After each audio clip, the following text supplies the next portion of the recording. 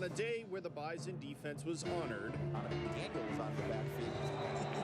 Big hit over on the sidelines by Jackson Hinkey. the Bison defense shined. Down he goes. Bison putting on the pressure, and he is taken down on the play. A shutout performance of Missouri State, improving to 7-0 this season, extending the winning streak to 28 games. Now, the Bison turn their attention to South Dakota State. Bouncing outside, he lost the ball. Picked up by South Dakota State. A return trip to the place where the herd last lost. Two teams with plenty of history meeting up, and to the victor, a 75-pound piece of quartzite.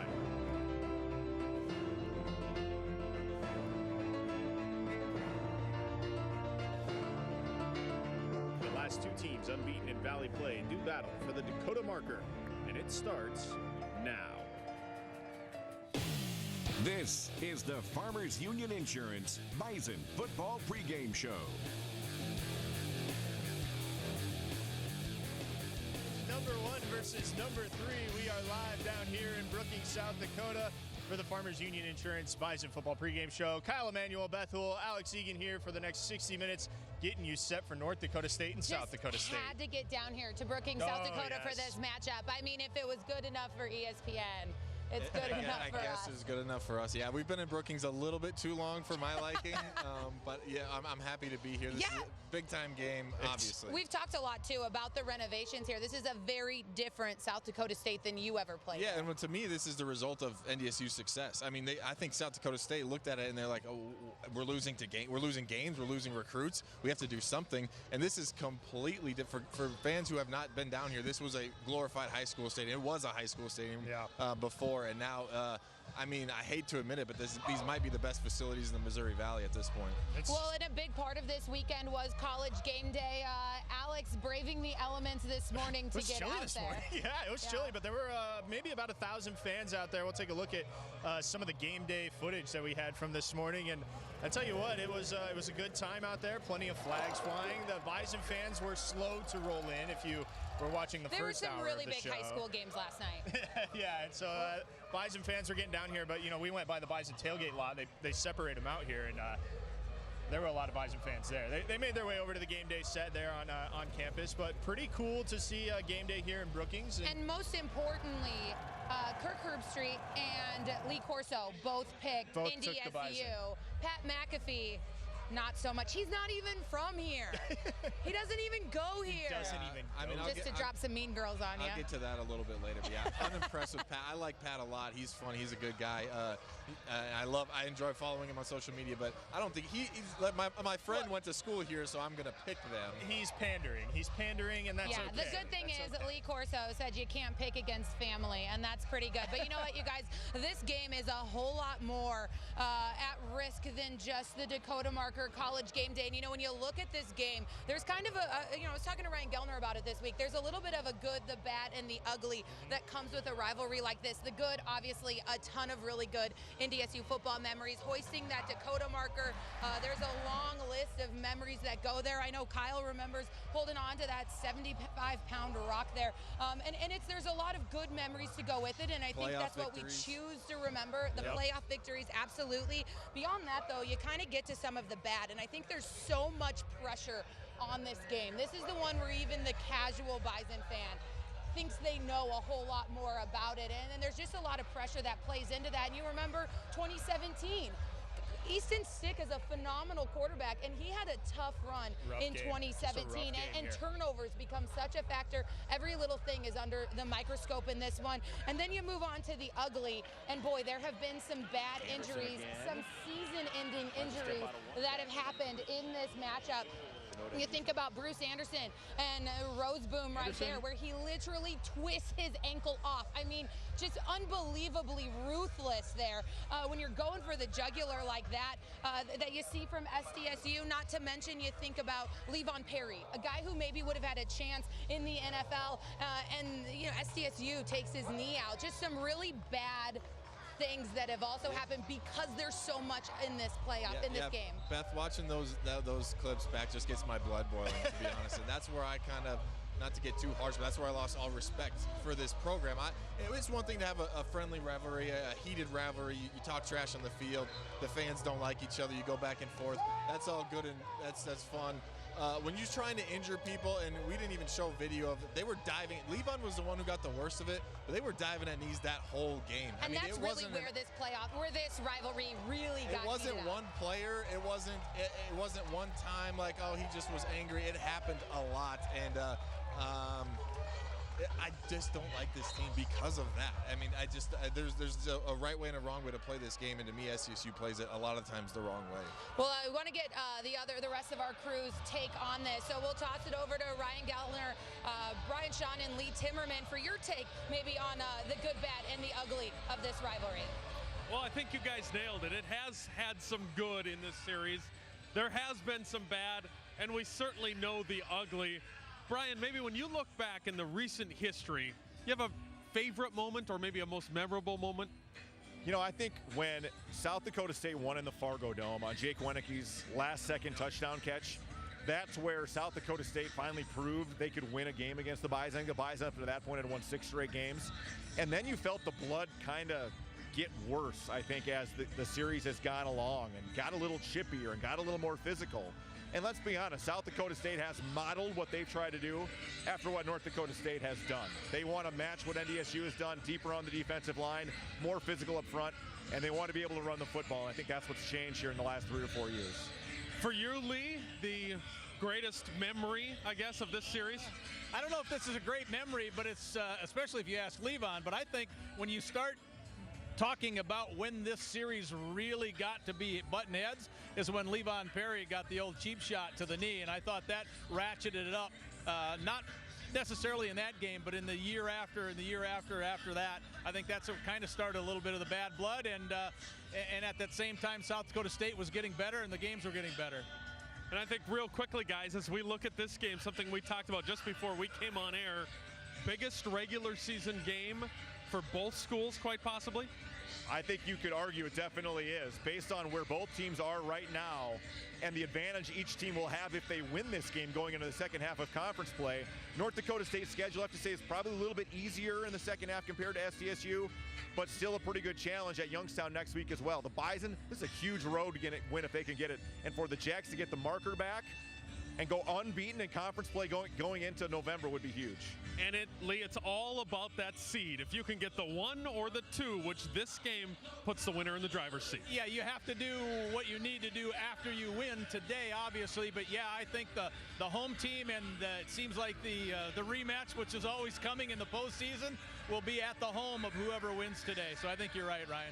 You can feel it from the field here, and I can assume you feel it from the other side of the field as well. This place is a little bit amped up. The juices, guys, flowing, don't you think? All right, thank you very much, guys. Yeah, the crowd is filling in nicely. It's sold out here at Dana J. Dykhouse Stadium since they did the renovation. For the first time ever. They had to break out the sold out signs and put them in the ticket window. If you play us, they will come, as the t-shirts say.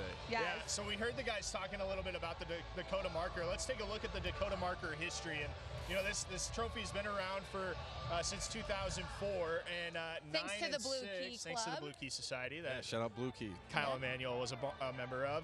But NDSU owns 13-6 mark since 2004 in this series, and that's including the playoffs, and that's really where it matters, because we've seen SDSU win this game 2 years recently in the last couple of seasons, but then we see NDSU knock them out of the playoffs, or the Jacks lose in the semifinals to James Madison. So this Dakota marker, obviously, it's a huge deal. This trophy has become something that these guys really enjoy to play for. Yeah, it definitely has, but it kind of has. There was talk when we did play in the playoffs, like, are we playing for the marker again? No, that's only the regular season game. You're playing for one of those. That's what you're You playing get one of these, you don't have to win the marker game, but you do have to win in the playoffs. But this is huge. Yeah, I mean, take the trophy aside, just playing against South Dakota State, this is the one you circled more than UND. To me, more than Northern Iowa. Some people would argue that, but to me, this is the biggest one because of just what South Dakota State has done and trying modeling what NDSU does and trying to get that success. I think they have also been the most consistent team to me besides the Bison in the Missouri Valley. Well, and I think that's what makes this game about more than the marker this year, because you heard the guys talking about it down the field. You know, this is about those conference standings. This is number one. This is the, 8 consecutive Missouri Valley Conference championships for North Dakota State, and you look at those standings right now, NDSU has that edge. They're undefeated, but that Valley record is what it's really going to come down to for that. And when you look at their season schedules from here, the Bison are at Youngstown State, host Western, host South Dakota, and then play at Southern, SDSU, at Missouri State, hosting Illinois State, hosting UNI, and then at USD. And I think having those games at home, Illinois State, UNI at home, I think they've got a little bit of a nice advantage in those games, but they've got some serious games coming up here down the stretch. Well, and I think the other thing is for NDSU, they kind of got some of the cupcake teams, if you will, in the Valley. The teams that are down this year, they got them early, Northern Iowa the exception there, but SDSU kind of has that on the back end of their Valley schedule this year. But Gosh, NDSU if you can set the tone here, if you can beat up on South Dakota State today and then send them into the rest of the Valley hanging their heads, protect yourself a little bit in those conference standings, just don't keep it close. You got to think that if NDSU wins this game, the winning streak, the winning streak I was a part of is probably coming down. It's going to be tied at the end of the regular season if NDSU doesn't lose, and I don't see anyone beating us in the second round. I guess that would be in the Dome. Even more implications there in this big game. And the last team that NDSU lost to was right here in this stadium. Right here in this stadium is the last time NDSU suffered a loss, and that's obviously weighing on the minds of all the fans that are here, weighing on the minds of us because we keep bringing it up. I actually brought it up to Derek Tuska and said, hey, the last time you guys lost? No idea. He was like, oh, thanks for bringing that up. I wasn't thinking about that. It's hard to remember when it's 2 years ago. Right? Yeah. Absolutely. Don't lose often. Well, we are here with you up until kickoff. We will step aside for now, and we'll see you back here right after the break on the Farmers Union Insurance Bison Football Pregame Show.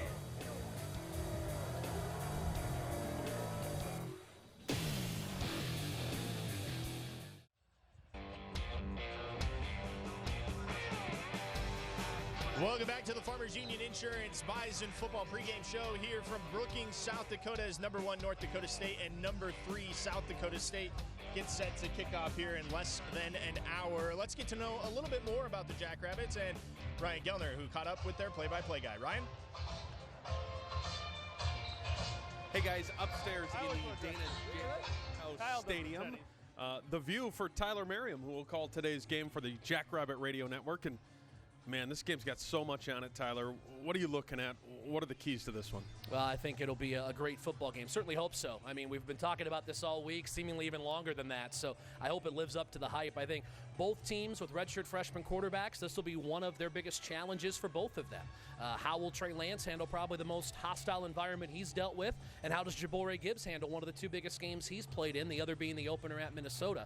That's going to go a long way to deciding this. But 2 really good defenses. I mean, the SDSU defense has picked it up another level, which really is why I think this is such an even matchup on paper. And we know North Dakota State, they don't rebuild, they just reload, and they've certainly done that on defense this year as well. How big of a factor do you think, first time in stadium history that it's sold out, how big of a factor do you think the Jack crowd can make? Well, I think it certainly could be a factor. Now, you're outdoors, so the noise level will definitely be different. We know there'll be some NDSU fans here as well, but it certainly could be a factor. It's just a matter of what people make of it. I can tell you with the buzz of College game day and everything, there is a vibe on this campus and this community I've never felt for a football game. So there is something special going on here. Does it play over into the football game in a little while? That's up to the fans, and we'll have to see.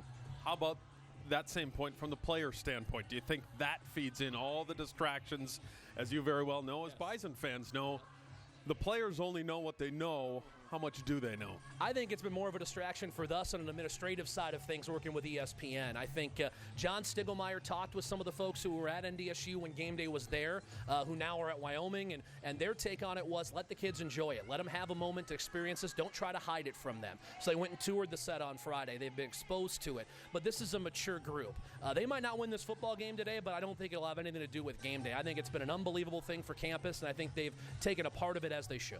They're all big in this conference, but maybe biggest regular season game in a long time for both squads? Well, certainly for SDSU. I mean, the Jacks have played some big games against NDSU, but they've either been in September or it's been like 2 years ago here in early November when the Jacks are playing just to be a top 8 seed. The winner of this game has the inside track to probably the number 1 seed, certainly a top 2 seed. So there is a ton on the line. We're late enough in the year where it really has some meaning. Let's get it done. We're not going to decide this thing. It doesn't matter what we say, what we do. The game's coming up. Have a wonderful call. Appreciate the time. To you as well. Let's kick it off right now. Let's go. Back to you guys. Let's go. All right. I'm ready. I'm ready. We're going to wait the 47 minutes that they have on the clock. I don't know. You ready to lay a couple I'm hits? ready, yeah. And Yeah. they got an extra helmet for me again. I'm ready to go. I need a couple snaps. I only got a couple You'll snaps. have to take the ring off, though. Nah, You I can't can use take it to my advantage. All right, let's look a little bit at this Jacks team. They obviously are very good. Jabari Gibbs is quarterback, and we'll talk about him a little bit later on in the show. But this Jacks team is real. Their only loss is to undefeated Minnesota. Yeah, when they had forever to prepare for them. Yeah, that's fair. No, How but often yeah. do we talk about how long you have to prepare for that first team of the season? They did, yeah. And I mean, me and Beth don't like to do this, but we do have to give them somewhat credit. Like I said at the top of the show, they have been the most consistent team in the Valley by far, other than NDSU. Everyone else you'll see up and down, especially Youngstown State. They've been kind of all over the place, but they run the ball well. I don't think Jabari Gibbs is a guy you want to drop back 30, 40 times in the game. I think if that happens today, you're going to see NDSU have a really good day. But they do a lot of things. They pull a lot of linemen. There's going to be some trick plays. They have some really good skill. I'm not 100% sold on their offensive line, but I think they're at least solid up there. Their defensive line is really good. They have a couple questions in the secondary, and that's where, again, we'll get into that probably a little bit later, but that's where Trey Lance, I think, if he is called upon, he's going to be a key player in this game. And there you have it, folks. That's the scouting report. Yeah, that's good enough for me. Let's get into a fun segment for us. Wait. We cannot finish talking about South Dakota State without mentioning, one of the number twos. Defensive number 2. Yeah, you have to talk about Christian Roseboom, when you talk about SDSU. We of course mentioned him off the top with his horrible ankle gate. He was a freshman that year. But beyond that, that's the thing. When you look at Christian Roseboom, when you continue to see him on the roster, I was like, when is this guy going to graduate? Because he has been wreaking havoc on the Missouri Valley and NDSU. He's made his number known for NDSU in the seasons past. Yeah, I'm pretty sure I played against him. I think he's been here that long. So no, but he's all over the field. I mean, he's I saw a stat. I think he's like second or something like that, or maybe even first as far as career tackles in FCS. So I mean, he's an outstanding player. I think he's matured a little bit since that year. He did do the ankle gates, but he's a good player and someone NDSU is going to have to keep an eye on, especially on when they're running offense. I think you treat Roseboom like other teams treat Jabril Cox. You got to know where he is at all times. Okay, now we'll get into a fun segment for us. Thank you, Beth. We will get into our pick'em. Last week we each went 3-2, so not the best, but that leaves Kyle at 6-4 overall. Beth, 500, 5-5. That's good.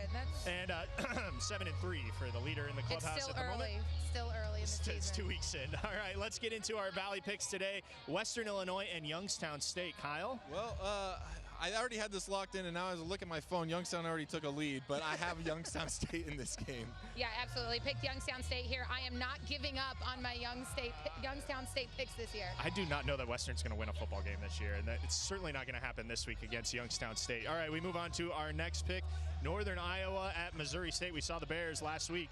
I think this one's closer than the experts think, to quote some of the game day guys, but I have to go Northern Iowa. He wanted to flip-flop. Yeah, I'm picking Northern Iowa on this one. We saw what Missouri State was last week. We've seen Northern Iowa. I think Northern Iowa is the better all-around football team than Missouri State. Our next game in the Valley, Indiana State at Illinois State. I'm not picking an upset. Not again. I'm going Illinois State in this game. I think they just run the ball too well. Yeah, I think Illinois State is a good football team. The Bison just had a really hot day. Illinois State, absolutely. I am also taking Illinois State. I believe, I couldn't remember. There's no way I would have taken Indiana State. All right, Illinois State for me as well. This one is the interesting one. Southern Illinois at South Dakota. I've been on the South Dakota bandwagon, and I'm going to stay. I think they win this game. Yeah, absolutely. I'm going South Dakota on this one, 100%, no doubt. I am a champion of Southern Illinois. I think if they win this game, they actually have a shot at a playoff spot. So if they win this game, it could be a big implication for them getting into the playoffs. I just respect you're going bold. I respect you're going bold. I am going bold. Also, I'm trying to keep a lead on you guys, so I got to differ somewhere. All right, and when we also have our bonus game, it is Nevada at Wyoming.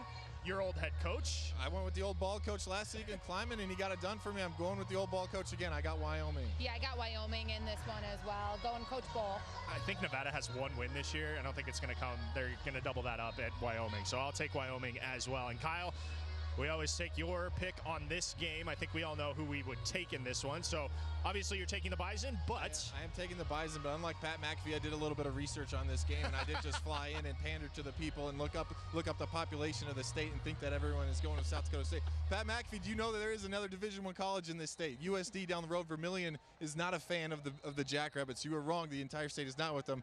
I'm going Bison 27-17. A close one, 27-17. We'll see. You kept the sleeves on. Yeah. Yes. I'm glad you didn't do that. Right. I love Pat, though. I mean, hey, he's great. If you're watching Pat, he was fired up. It was fun to see him. All right, we'll step aside. We come back. We got more here on the Farmers Union Insurance Bison Football pregame show as we get you set for number 1 versus number 3. Stay with us.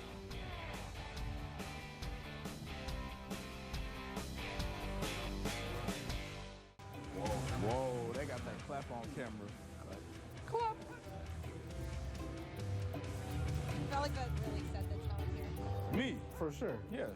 That's yeah. Mm-hmm. Me? You see it? Look at his. When I take this out, look at his scalp. Look at his scalp.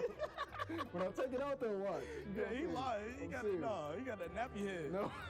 You should have seen him before he got his haircut. No. Yeah. Dimitri. Yeah, Dimitri. Dimitri don't care about nobody. You got me messed up. Dimitri don't care about nobody. I do care. What? You listen to Kevin Gates. Probably Ty. Ty frying everybody, though. Like, they don't know what frying is. Okay, what? Frying is telling jokes about people. Basically, you talk about somebody. It's not bullying, though. It's not bullying. You just tell jokes about people. You just can't get in your feelings. Yes. Me. I'm way faster. Me. No. He probably has faster acceleration, but my top speed's faster than him. So we lying on camera now? No. Okay, we lying on camera. Who has the fastest 40? We lying on camera. Go ask Kramer. We got hooked up to the mall, bro. Go ask Kramer. I got the. Go ask Kramer. Time don't lie. We don't dance. Yeah, I don't dance. We don't dance. Nope. We just be jigging. Yeah, we don't dance. Me. I just did it today. Because he on the escalator, yeah. I got Nike slides on. What do? I'm a simple guy. I don't know. He be singing all the time. He likes singing to people. So. No, I'm not singing. Oh, him, for sure. I reply to everybody.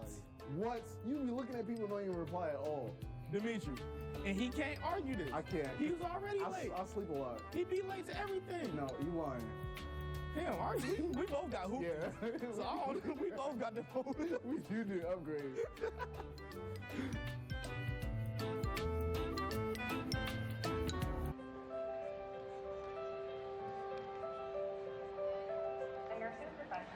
Welcome back to Dana J. Dykhouse Stadium here in Brookings on the campus of South Dakota State University. Let's, I'm sorry, I keep thinking about Ty and Dimitri. That's really funny. That was just a very a couple fun of one. personalities from this football team. Yeah, just a few. All right, we'll move on to our Sanford Orthopedics and Sports Medicine Injury Report. Ryan Gellner standing by. Ryan?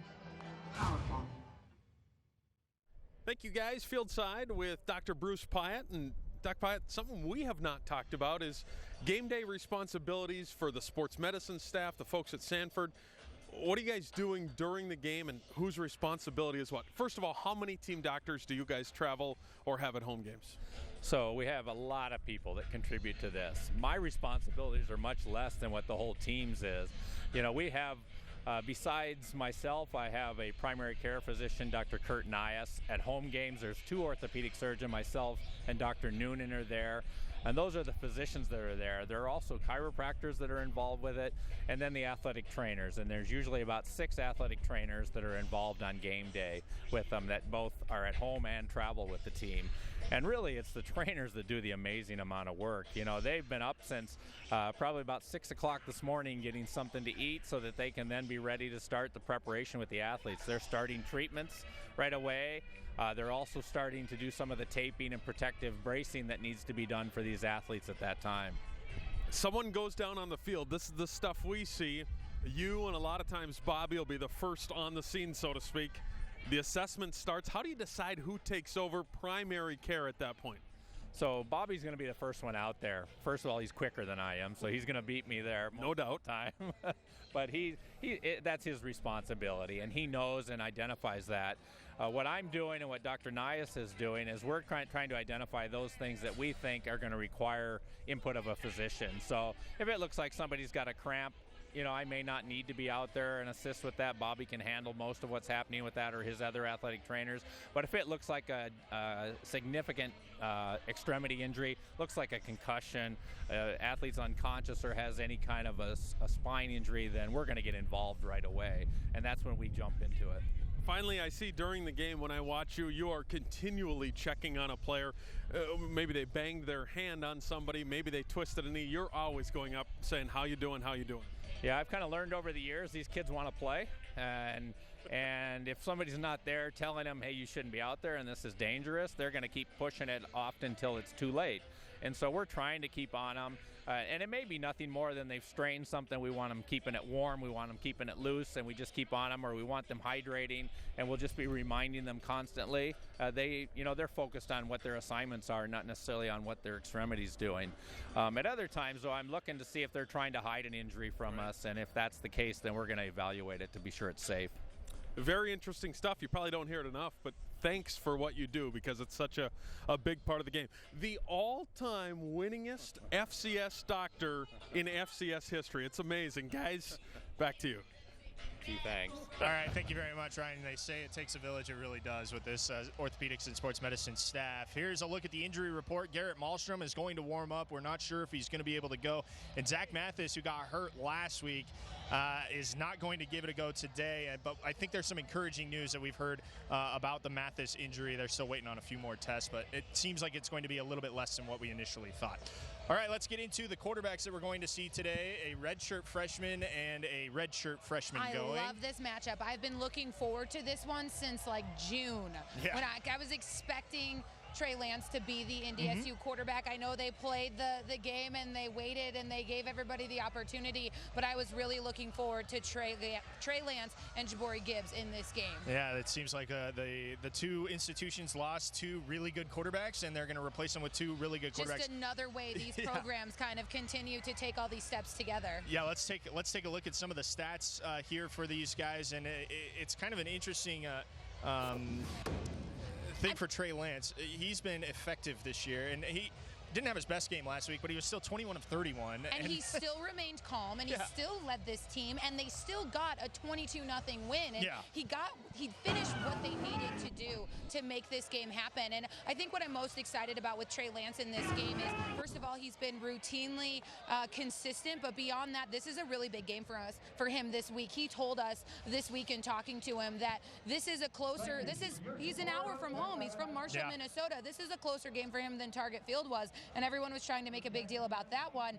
This one, all of his classmates go here. He's got a best friend on the other side of the field that's going to be coming for him. Yeah. He's pumped up for this game, and you already saw it. He was giving it to the SDSU fans a little bit. All right, let's take a look at Jabari Gibbs' numbers on the season. He hasn't played in every game this year. He sat out with an injury for a couple of these, so some of these numbers are a little bit low. But the thing that stands out is he's not running the football as much as Taryn Christian used to, and that I think is by design because he has been a little banged up this season. A little banged up, and why show what you don't have to if you don't need to? And I think that's always a huge part of this game that we talk about is that SDSU and NDSU always pull something out of their toolbox a little bit late when they see each other. The big thing I think about Jabari Gibbs that I really want to make sure we talk about here, I just haven't been overly impressed with his ability to spread the ball around in the sense that he looks exactly at who he's going to throw to, and I'm just concerned about that in his development. Trey Lance is winning that battle in terms of just the football IQ there and the quarterback presence in that area, and that's why I think Trey Lance has the edge here. Yeah, and these two offenses, they're going to try and trick you into what they do. Let's learn a little bit more about tricking the defense, and we join Ryan Gellner and Kyle Emanuel. Guys. Hey guys, one thing South Dakota State does is obviously run the ball really well.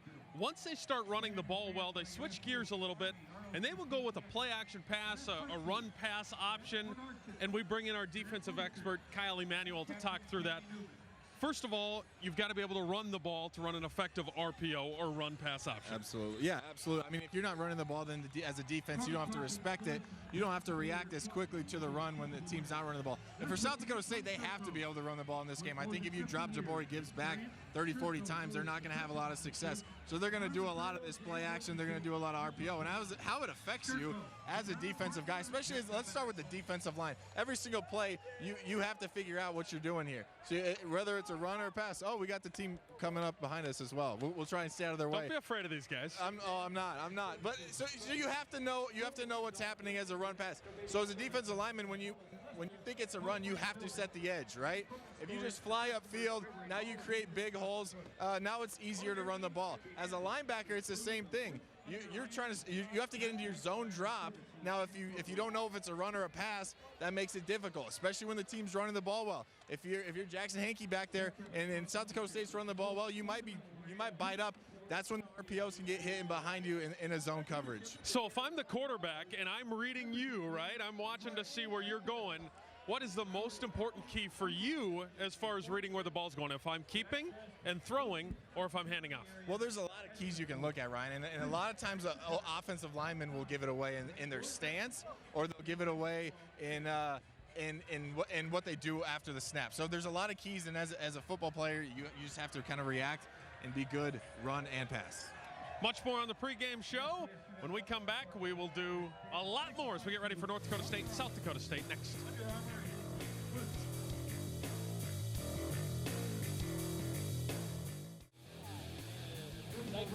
Stadium,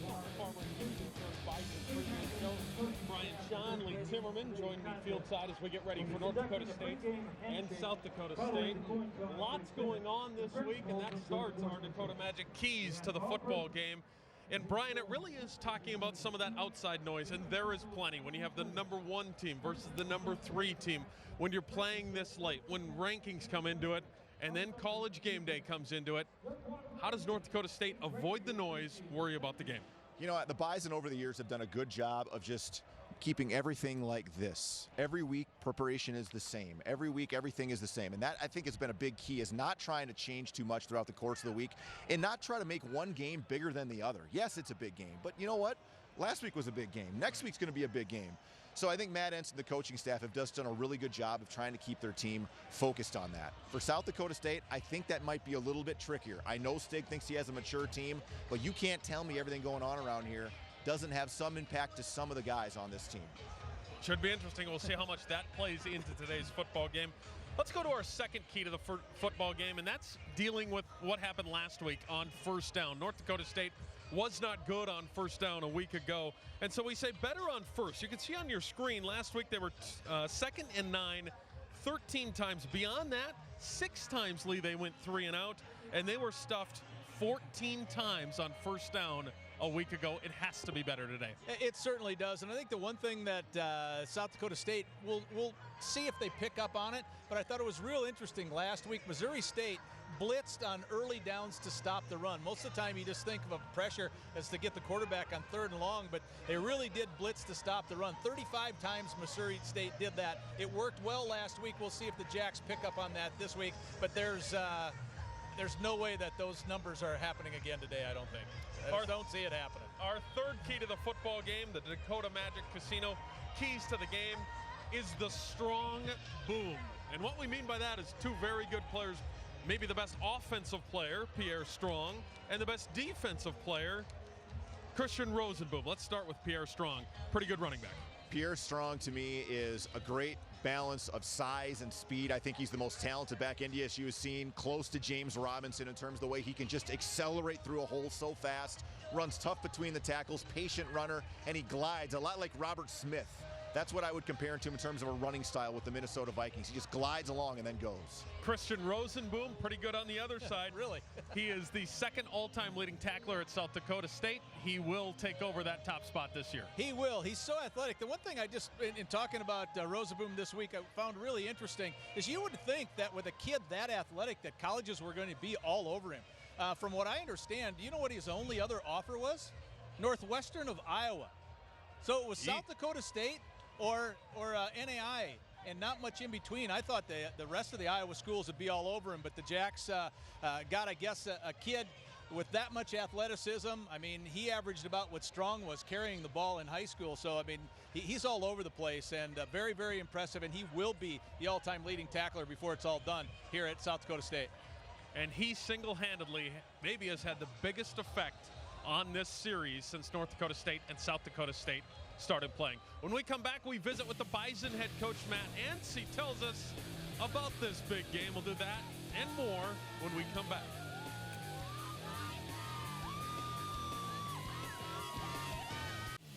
This is the Farmers Union Insurance Bison Football Pregame Show. North Dakota State and South Dakota State have played each other 16 times in this rivalry.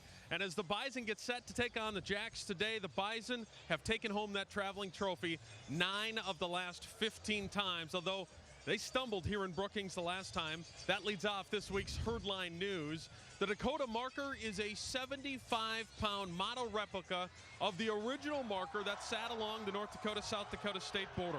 The Bison and the Jacks have played each other 19 times since the move to Division I, with NDSU winning 4 playoff games, but those games are not Dakota marker games. The Jacks have won 4 of the last 7 right here in Brookings. As you know by now, South Dakota State hosted College Game Day this morning. It's the 3rd time NDSU has been featured on the biggest college football show in the nation. Game Day was in Fargo in 2013 and again in 2014. The Bison are the only non-FBS school to appear on the show 3 different times. You can bet that NDSU players watched the show this morning, and you can bet there are concerns about that type of exposure and how it's going to play out in this football game as far as the players are concerned. I began my very own game day interview with Matt Entz not too long ago, and I asked him about all of this outside noise. Well, Coach, I think the obvious question, assess your team this week with all that outside noise. We've tried to avoid it all, and that was for somebody else to be concerned about. I really didn't talk much about it until maybe a little bit on Thursday at the end of practice, but through the course of the week, we tried to minimize and avoid the noise as much as we can. Our number one priority is taking care of what happens between the yard lines today, and it had nothing to do with ESPN or the crowd or anything like that. We can just control us. When you look at South Dakota State, what jumps off the tape at you? What's your number one concern? Well, offensively, they got a number of different playmakers. They got wide receivers that can stretch you vertically. They got great running backs, and they have a stable of them. They have a quarterback that can buy time with his feet, can extend plays, but also be involved in the run game as well. So they're going to attack you. They're going to make you defend the entire field from a defensive standpoint. And then on their defensive side, they got some veteran players. They got a linebacker that I think is a really good football player. They play 8-9 different guys up front on the defensive line. So they're a solid front. They're sound in what they do. They tackle well. And so you're going to have to earn it. There's not going to be a whole bunch of free yards out there. So we've emphasized making sure that we're just physical up front and we finish our plays, and hopefully we can get some yards after contact. To your credit, your offense has been unpredictable this year, and I think that's a good thing. What do you see today? What do you think you'll be able to do? Well, I think, there's a lot of similarities between what SDSU does and what the Bison do defensively. So I think from a comfort level, our kids are going to understand the pictures they're going to see during the day. We still have to execute, still got to finish blocks and take care of our assignments. But I think there's some yards out there. I think there's some run game that we can take advantage of. And we want to still continue to be somewhat unpredictable and force people to have to defend the whole field. And that's maybe a little bit a makeup of my background being a defensive guy. I know the things that have caused me problems or create sleepless nights for me, and I want to make someone else have some sleepless nights. Obviously, your team knows the magnitude of this game, not just rivalry, standing, all that stuff. What's your final message as they leave the locker room today? Do what we do. We've prepared for this, going back to spring, going through fall camp. It's the most important game right now because it's the only one we have this week. Finish every play, and then those plays will keep stacking up, and we'll have good play after good play, and we'll take care of business at the end. Can't wait. Let's do it. I appreciate it. Thank you. About 16 minutes from kickoff here between the Jacks and the Bison. The band about ready to take the field. When we come back, our crew will take the field. We'll go upstairs, get ready for this football game. It's Jags, Bison, 1 versus 3, coming up next.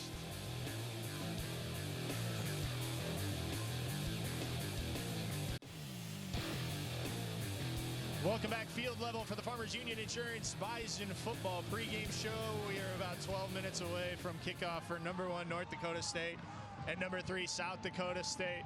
We got some fans in the stands that are calling out for Kyle Emanuel. Some former teammates that are trying to distract me. I will not let it happen. So many former teammates in attendance for this game. I think that tells you exactly how big this one is. Absolutely. Yeah, it's awesome. It's like a little mini Frisco reunion here this weekend.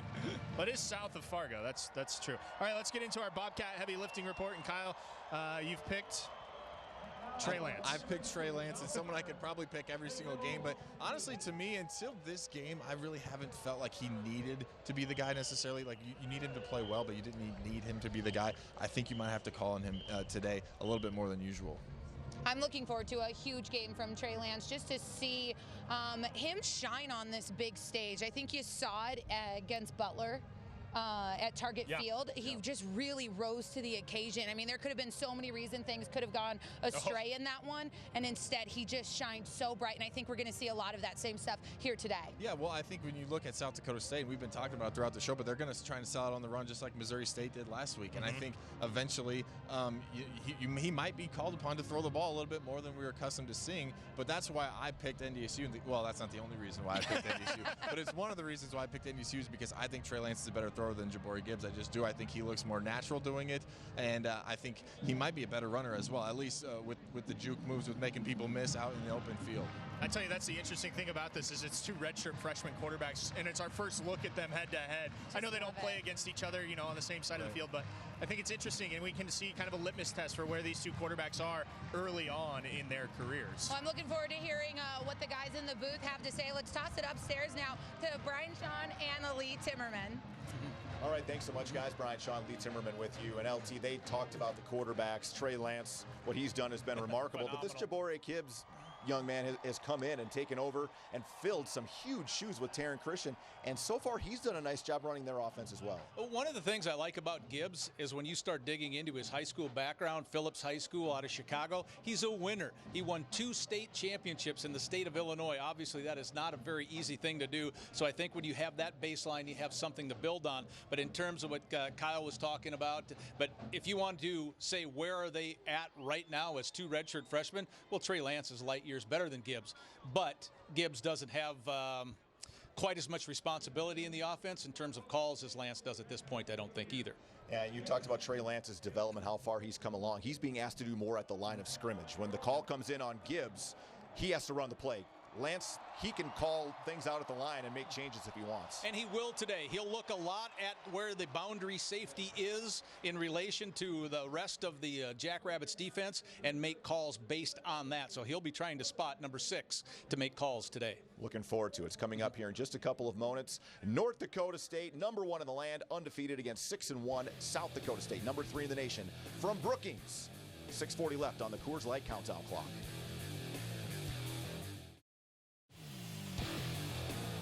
Welcome back to the Farmers Union Insurance Bison football pregame show. Number 1 North Dakota State, number 3 South Dakota State.